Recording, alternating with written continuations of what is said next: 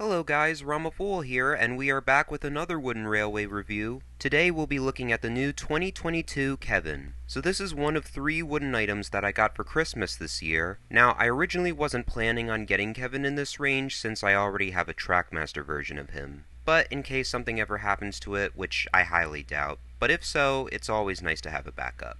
Anyway, Kevin is currently the only road vehicle in this new Wooden Railway line to have an individual release. They are also coming out with Terrence, but as far as we know, he's only available in the upcoming McColl's Farm set. But today we are talking about Kevin, so let's go ahead and get right into the review. Alright, here is Kevin out of the box, and we will take a closer look at him. So first off, the details are pretty decent, and if you look at his window, you'll see it has some lines over it to portray a glass reflection, which I think is kinda neat. He also has the Sodor Steamworks logo on his door, as well as his hazard stripes down here, just like he does in the show. And I have to say, I do like how detailed his wheels are. When he was released in wood, Kevin just had ordinary engine wheels, which weren't as accurate. The ones on his 2013 model were probably the most realistic before this version came out, except they were just black and had no additional paint job. Personally, in my opinion, I would say these new wheels are even more realistic than the 2013 ones. I especially love the color contrast here. While the yellow spokes and other inner detailing are perfectly accurate to what we see in the show, they also gave him dark gray wheels. This is an impressive feature because it looks like they're meant to represent his tires. They especially look cool when I roll them around, so that's one of my favorite things about this model.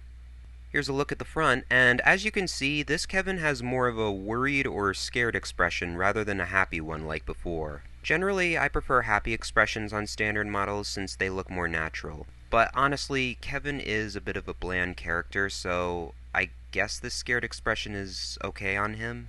Actually, it may not even be as bad as I initially expected. In fact, it probably might come in handy if I ever decide to do more of this.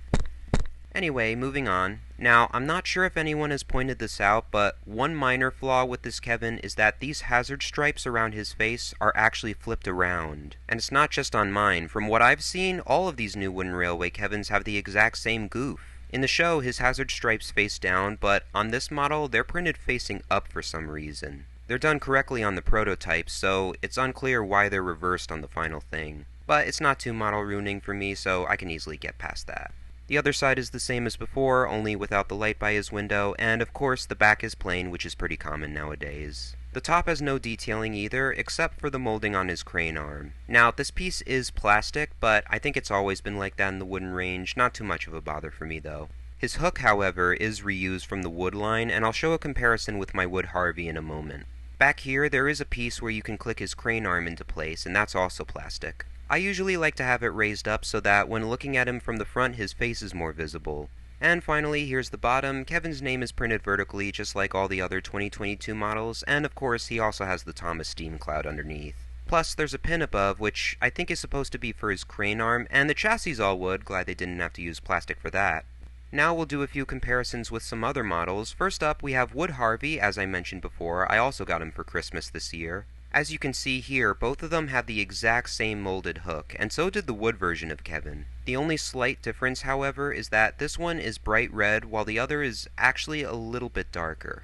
Also, I will say, compared to engines, this Kevin is way taller than he is in the TV series. Here he is next to an old Thomas. I mean, look at that! He's even bigger than him! Even with his arm down, he's still taller. Although with new bigger tender engines like Hero, it's not really as bad, at least in my opinion, but he is still pretty big. Kevin is also designed to run on track apparently, despite being a road vehicle. However, this is not something I will be doing regularly with him. And of course, he can pick up engines, cars, and cargo with his hook, although with the new troublesome trucks, they have a bit of weight to them, so it may take a little more effort to get them to connect, but they do work.